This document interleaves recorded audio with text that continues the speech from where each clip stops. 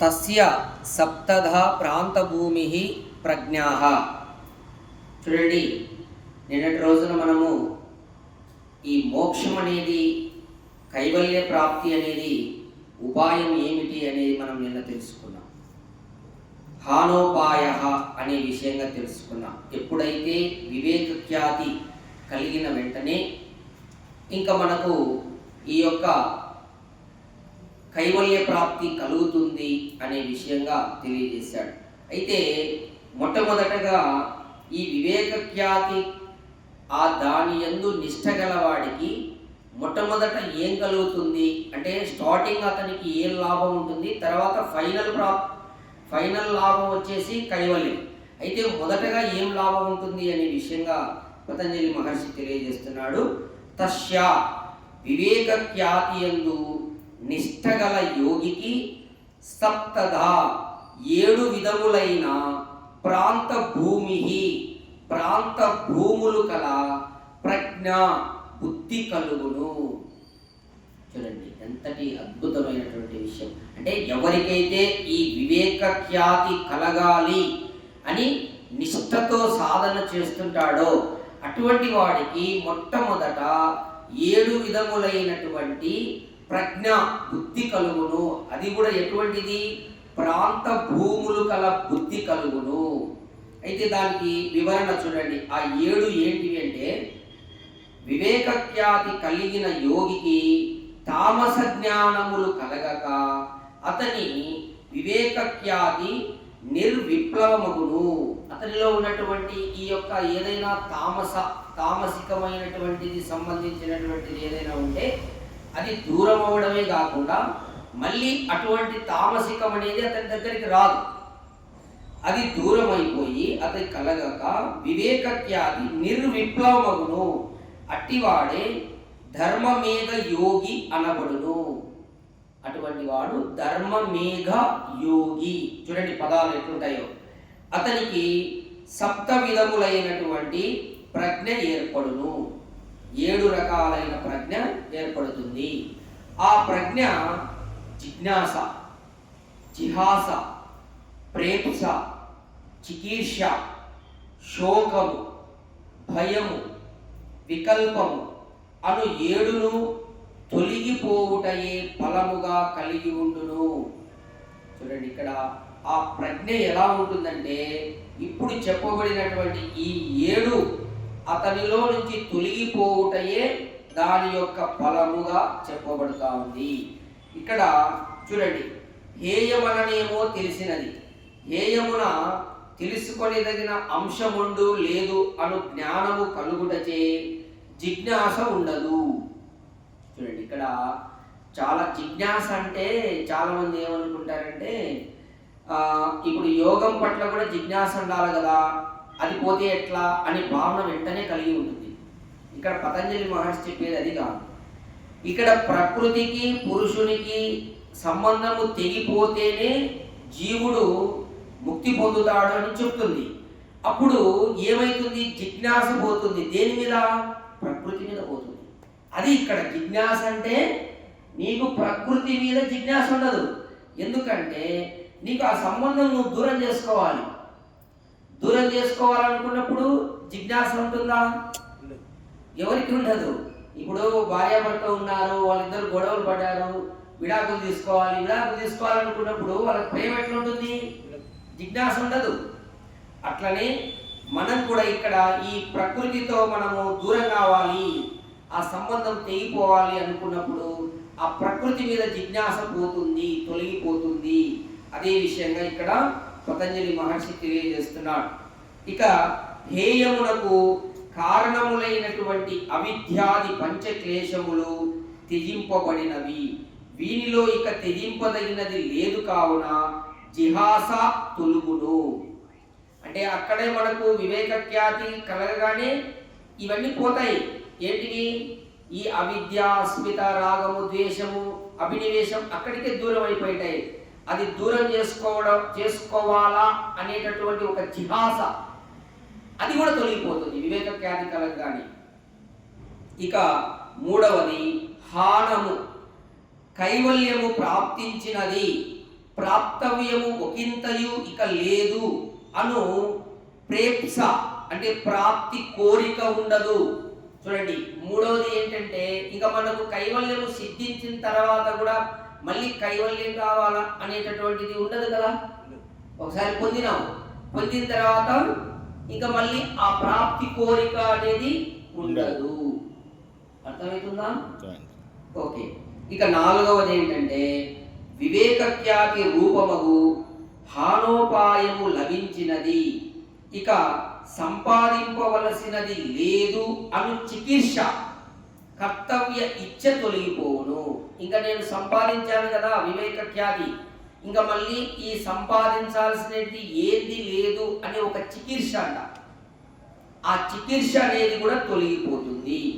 ఈ 4 విధములైనటువంటి ప్రజ్ఞయు కర్తవ్య సమాప్తి రూపమగుటచే కార్య విముక్తి నామక ప్రజ్ఞ అని చెప్పబడును. అంటే మనము కర్తవ్యం మనం ఏదైతే పొందాలనో ఆ వివేకఖ్యాతి మనకు కలిగింది కాబట్టి ఈ 4 మన లోపల ఉండవు. ఐదవది నా బుద్ధి సత్వము కృతార్థమైనది అని మనకు నిశ్చయం కలుగుతుంది. అలాగే బుద్ధి రూపమున పరిణమించిన గుణములను పర్వత శిఖరము నుండి పడిన రాళ్ల వలె స్థానరహితములై స్వకారణమైన ప్రకృతి యందు లీనమై బుద్ధి సత్వముతో పాటు విలయముందును. చూడండి, ఇంకా 6వది ఏమని చెప్పబడుతుంది? ఈ బుద్ధి రూపకంగా పరిణమించినటువంటి గుణాలు ఏవైతే ఉన్నాయో అవన్నీ ఎట్లా పోతాయంట?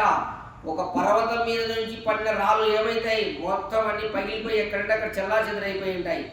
అవన్నీ మళ్ళీ ఆ భూమిలో కలిసిపోయి ఉంటాయి అన్నమాట. ఆ విధంగా మన బుద్ధిలో ఈ విధంగా వివేకఖ్యాతి కలగగానే ఆ గుణాలన్నీ కూడా ప్రకృతిలో లీనమైపోతాయి, ఇంకా నీ దగ్గర ఉండవు. అది 6వది. ఇవి మరలా ఉత్పన్నం కావు, ఇంకా మళ్ళీ రావవి. ఒకసారి ఆ మనకు వివేకఖ్యాతి కలిగిందంటే అవి ఇంకా పోయి ఇంకా ప్రకృతిలో కలిసిపోతాయి. మొత్తం బుద్ధి సత్వంతో పాటు అన్నీ పోతాయి. ఆ గుణాలన్నీ కూడా ఏది ప్రకృతి గుణాలన్నీ పోతాయి, ఈవెన్ బుద్ధితో సహా వెళ్ళిపోతుంది. అప్పుడు 7వది మళ్ళీ అవి రావని చెప్తున్నాడు. ఇంకా ఒక్కసారి వివేకఖ్యాతి కలిగితే ఇంకా మళ్ళీ ఆ యొక్క ప్రకృతి గుణాలు నీ దగ్గరికి రావు. 7వది త్రిగుణాతీతుడై అంటే సత్వము, రజస్సు, తమస్సు ఈ 3 గుణాలకు అతీతుడై, దానికి అతీతంగా ఉండి అంటే దానిలకు లోబడక, అతీతుడంటే దానిలో చిక్కుబడక. ఎందుకు చిక్కుబడడు? వివేకఖ్యాతి కలిగింది కాబట్టి ఇంకా దానిలో చిక్కుబడడు.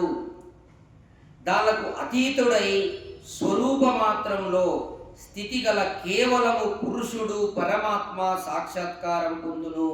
అప్పుడు ఈ ప్రకృతి లేదు కాబట్టి జీవుడు పరమాత్మ ఇద్దరే ఉంటారు, మధ్యలో అడ్డం ఉండదు. ఈ అడ్డం తొలగిపోతానే జీవుడు తన స్వరూప స్థితిలో ఉంటాడు. ఆ తన స్వరూపంలోనే పరమాత్మ యొక్క సాక్షాత్కారం పొందుతాడు అను ఈ 3ను చిత్త విముక్తి రూపములు అగుటచే చిత్త విముక్తి నామక ప్రజ్ఞ అనిపించుకొనును. ఇట్లు కార్య విముక్తి గల సంజ్ఞగల ప్రజ్ఞయు చిత్త విముక్తి గల సంజ్ఞగల ప్రజ్ఞయు కలిసి సప్తవిధ ప్రజ్ఞగా వ్యవహరింపబడునని భావం. అంటే మొదటి 4 కార్యరూపకంగా ప్రజ్ఞ, చివరి 3 చిత్తానికి సంబంధించినటువంటి ప్రజ్ఞ.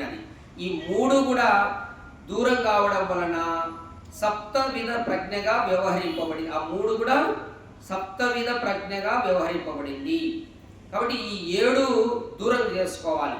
భూముల వలన అవస్థలు, ప్రాంత భూముల వలన అవసానము గల అవస్థలని భావము.